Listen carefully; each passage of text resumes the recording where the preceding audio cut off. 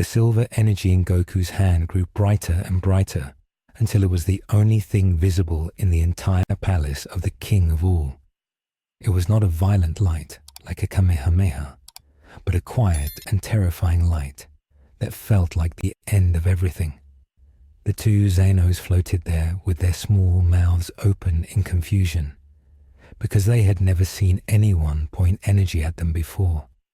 They were used to people bowing and shaking with fear, but they were not used to being attacked. The Grand Priest stood in the shadows behind Goku, and his smile was wide and cold and satisfied. He watched as his masterpiece prepared to change the history of the multiverse forever. Goku looked at the two small kings, and his heart did not beat faster, because he had trained for 1,000 years to remove his hesitation. He remembered the faces of his friends, but they felt like blurry pictures from a dream he had a long time ago. He knew what he had to do to save the multiverse from Zeno's childish whims. He had to take control. "Forgive me," Goku said again, and his voice was as heavy as a collapsing star. The Zenos finally realized that this was not a game. They sensed the intent behind the silver light. It was the intent to remove them. "Bad the present," Zeno shouted, and he raised his small hand to erase Goku. "Bad the future," Zeno shouted, and he also raised his hand. But they were too slow. Goku was not just faster than light, he was faster than the idea of time itself. He closed his fist. The silver energy did not shoot out like a beam. Instead, it expanded instantly into a perfect sphere. The sphere wrapped around the two Zenos. It was a cage made of pure reality. "Let us out," the Zeno screamed, and they pounded on the walls of the silver sphere. Goku did not listen. He twisted his hand. The sphere began to shrink. It got smaller and smaller. The Zenos tried to use their erasure power, but the silver energy absorbed it. This was the power the Grand Priest had taught Goku. It was the power to rewrite the laws of the world. Inside that sphere, Goku was the god, and his rule was that Zeno had no power. The sphere shrank until it was the size of a small marble. It glowed with a faint blue and purple light. Inside the marble, the two Zenos were frozen in time. They were not dead, but they were no longer part of the universe. They were trapped in a pocket of nothingness. Goku caught the marble in his hand. It felt cold. He looked at it for a long moment. He held the supreme rulers of all existence in his palm. He could crush it and end them forever. But he did not. He placed the marble gently into his pocket. "It is done," Goku said, and he turned to face the Grand Priest. The Grand Priest clapped his hands slowly. The sound echoed in the silent palace. The two tall guards who protected Zeno finally moved. They had been frozen in shock, but now they roared and charged at Goku with their spears. They were strong. They were stronger than angels, but they were nothing to the new Goku. Goku did not even look at them. He just flared his energy for a fraction of a second. A wall of invisible force hit the guards. Their armor shattered. Their spears broke into dust. They flew backward and crashed into the pillars of the palace. They fell to the floor and did not move again. The Grand Priest walked down the steps of the throne. He stopped in front of Goku and bowed low. "Hail the new Omni-King," the Grand Priest said. His voice was smooth like silk. "You have done what no one else dared to do. You have brought order to chaos." Goku looked at the empty thrones. They looked too big. They looked lonely. "I am not a king," Goku said quietly. "I am just the one who does what is necessary." "You are the king," the Grand Priest insisted. "You hold the power. The angels will serve you. The destroyers will fear you. You will rebuild the foundation of the multiverse that Zeno let rot." Suddenly, the doors of the palace exploded inward. A massive cloud of dust and debris filled the room.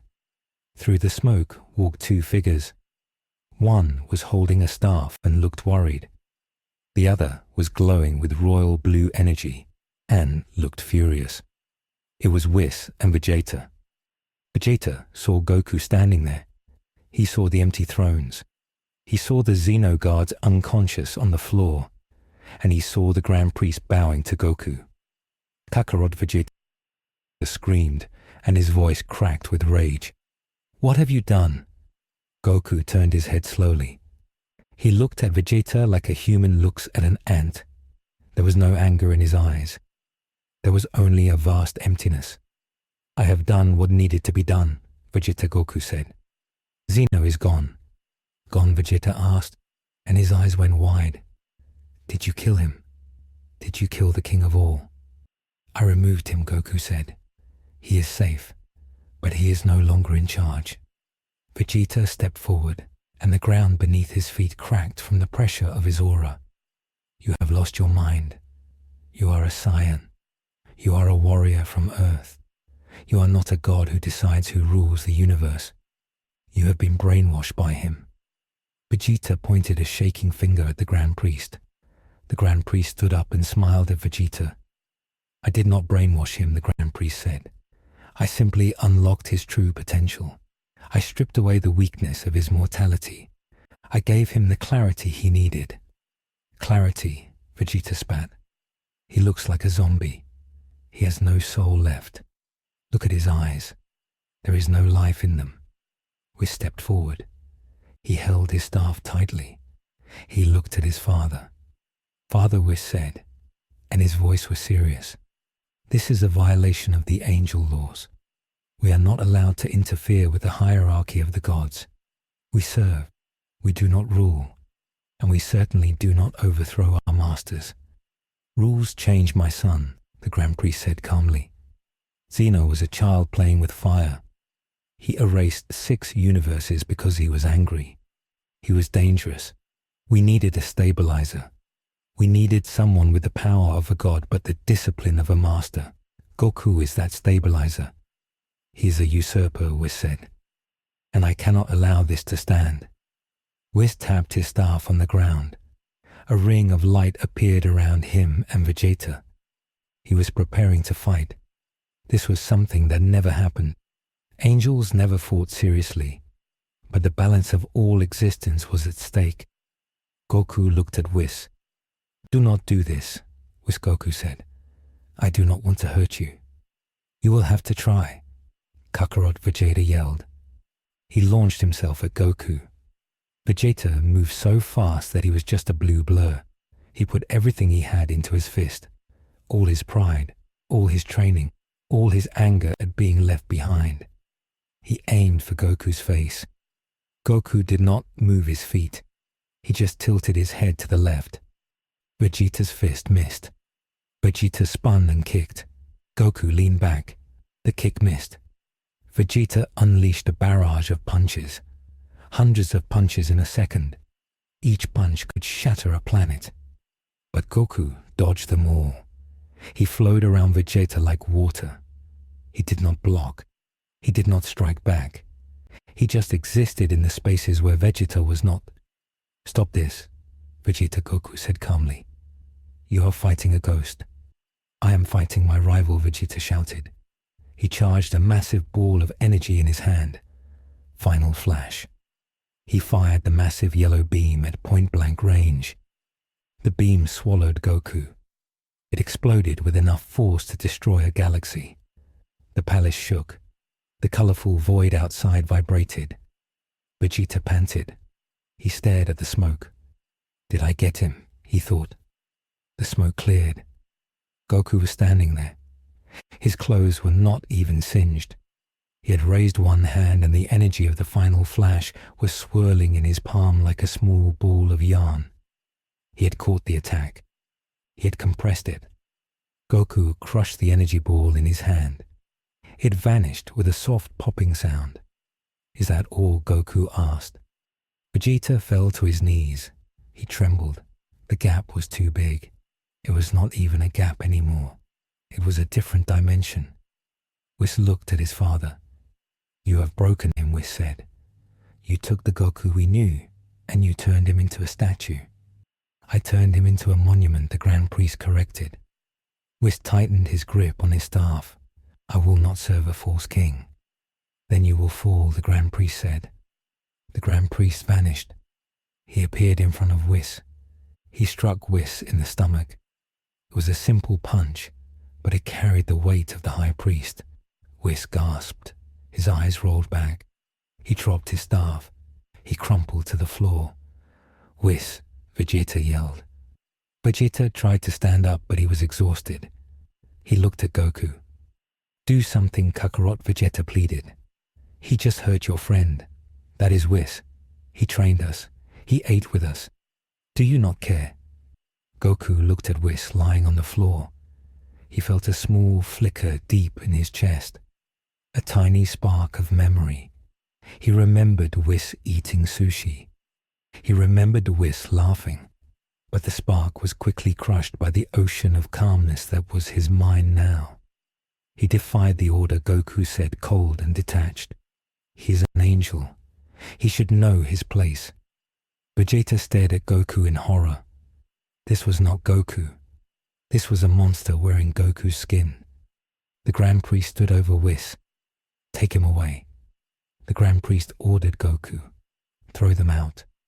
They are not welcome in the palace of the new Omni-King. Goku nodded. He walked over to Vegeta. He grabbed Vegeta by the collar of his armor. Vegeta was too weak to fight back. Goku grabbed Whis by his robes. Goku dragged them to the edge of the palace platform. He looked out into the infinite void. Do not come back, Goku said. Next time I will not be merciful. He threw them. He did not use a portal. He just threw them with his physical strength. He threw them so hard that they flew through the void. They flew past universes. They broke the barrier of the dimension. They crashed into Universe 7. They landed on Beerus's planet. Beerus was sleeping in his bed. He was dreaming about ramen. Suddenly, a massive crash shook his castle. His bed broke. The roof collapsed. Beerus jumped up. Who dares disturb my nap, he roared. He flew to the crater in his garden. He looked down. He saw Vegeta and Whis lying in the dirt. They were beaten. They were broken. Whis was unconscious. Vegeta was bleeding. Beerus's eyes popped out. Whis, Vegeta, what happened? Who did this? Vegeta coughed. He looked up at Beerus. It was Kakarot. Vegeta whispered. Kakarot is gone. What do you mean gone? Beerus asked. He is the king now, Vegeta said. He is the Omni-King, and he is gone. The Goku we knew is dead. Beerus felt a chill go down his spine. He looked up at the sky. He felt it now. The shift. The energy of the multiverse felt different. It felt heavier. It felt colder. Zeno's playful, chaotic energy was gone. It was replaced by something absolute. Something silver. Oh no, Beerus whispered. This is the end. Back at the palace, Goku walked up the stairs to the throne. The Grand Priest stood beside the throne. He gestured for Goku to sit. Sit, my king, the Grand Priest said. Goku looked at the throne. It was small. It was made for Zeno. It does not fit, Goku said. Change it, the Grand Priest said. You have the power of creation. Make it fit. Goku looked at the throne. He visualized a new chair, a simple stone chair, large and strong. The Zeno throne vanished. The stone chair appeared. Goku sat down. He rested his arms on the stone armrests. He looked out at the empty palace. What now? Goku asked. Now we work, the Grand Priest said. We call a meeting. We summon all the gods of destruction. We summon all the angels. And all the Kais. We tell them the new rules. And what are the new rules? Goku asked. The Grand Priest smiled. His smile was terrifying. The rule is strength, the Grand Priest said. Weakness is a disease. Zeno allowed weak universes to exist because he thought they were funny. We will not be funny. We will be perfect. You will judge them. You will test them. If a universe is weak, you will erase it, not out of anger, but out of necessity. We will prune the garden of the multiverse until only the strongest flowers remain. Goku listened. It made sense to his new mind. Weakness caused problems. Weakness caused pain. If everyone was strong, there would be no pain. Call them, Goku said. The Grand Priest bowed. As you wish. The Grand Priest raised his staff. A signal went out. It traveled faster than instant transmission. It reached every corner of the multiverse. It reached Champa in Universe 6. It reached Helles in Universe 2. It reached Belmont in Universe 11. In Universe 11, Jiren was meditating. He opened his eyes. He felt the signal. He felt the new pressure. This energy, Jiren said. It is him. It is Son Goku. But it is different. Toppo ran in. Jiren, did you feel that? The Grand Priest has summoned everyone.